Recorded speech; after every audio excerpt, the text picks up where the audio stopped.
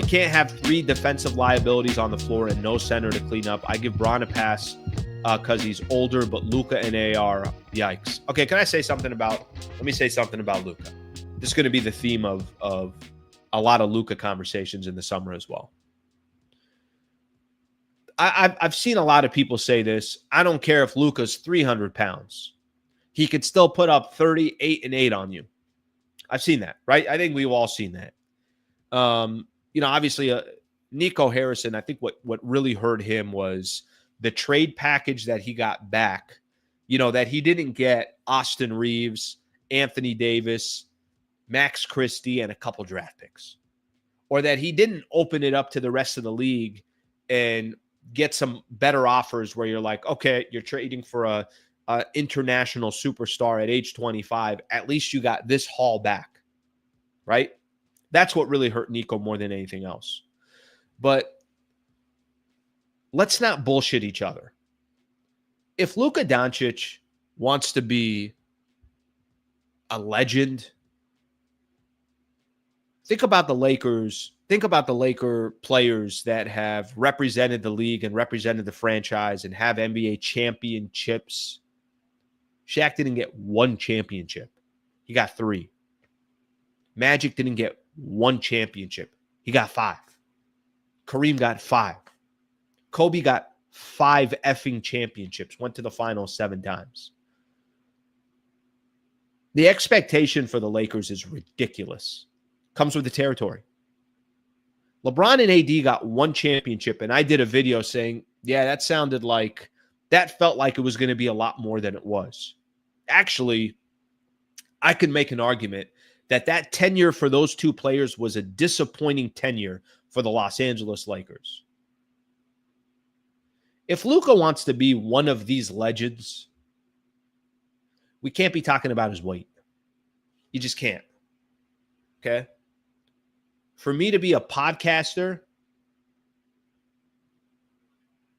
I can go eat at 12:30 at night coming back from the Lakers game and feel like shit this morning because I overate last night. It's not going to affect me.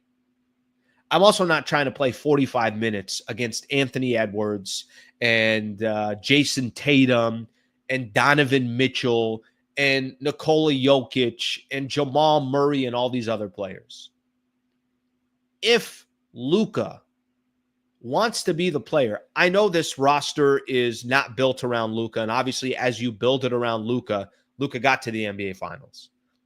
I don't think they were ever going to beat Boston unless, an injury happened or maybe they got a couple more cracks at it or whatever the case is. If Luka wants to be what the expectations are going to be representing the purple and gold, we got to stop talking about his weight and that he's not in shape and he's tired in the 4th quarter. Tell me what legend. You want to say, well, we used to do that with Shaquille O'Neal. Shaquille O'Neal was the most dominating player in the NBA. And maybe he came in the training camp not in shape, but by the time they got into playoffs, there was no answer for Shaquille O'Neal, period. And he delivered. Got to the finals 4 times. Won 3 NBA championships. And if it wasn't for him and Kobe bitching at each other, they probably would have got 4 or 5 NBA championships. Should have got 4 or 5 NBA championships. So the Luka piece is going to be interesting all offseason because you had one team say that we don't trust him. We don't trust maybe it's his work ethic.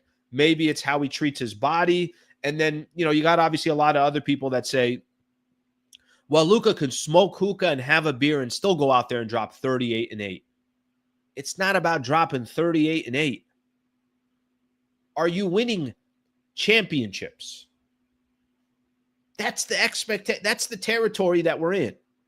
Because if you're not having that issue with Jason Tatum and you're not having that issue with Shai Gilgeous-Alexander, and you're not having, you just kind of start looking at Giannis Antetokounmpo, I know this roster is flawed. I completely agree this roster is flawed. They got a long way to go before this roster is the way they want it to look. If your star player is not in shape, how the hell is that going to happen? That's on Luka. Nico, the reason why Nico has got demolished is because the concept of trading a superstar not getting a good enough package for that superstar, not opening it up to the league. His answers and the public relations from the Dallas Mavericks, they all look like idiots. But he has a reason why he did it. And now it's up to Luka Doncic to kind of prove that theory wrong. But there are times Luka looks tired. There's times, obviously, Luka looks slow. That's on Luka. And I'll tell you this. If that continues to be an issue as you get into next season, that mic is only going to get louder from everybody like, yeah, but Luka's not in shape. Nobody's saying he's not a phenomenal player. Nobody's not saying that he can't be a multiple-time MVP. But if you want to be the face of the league and represent the league, I mean, your body can't be an issue. It can't be an issue.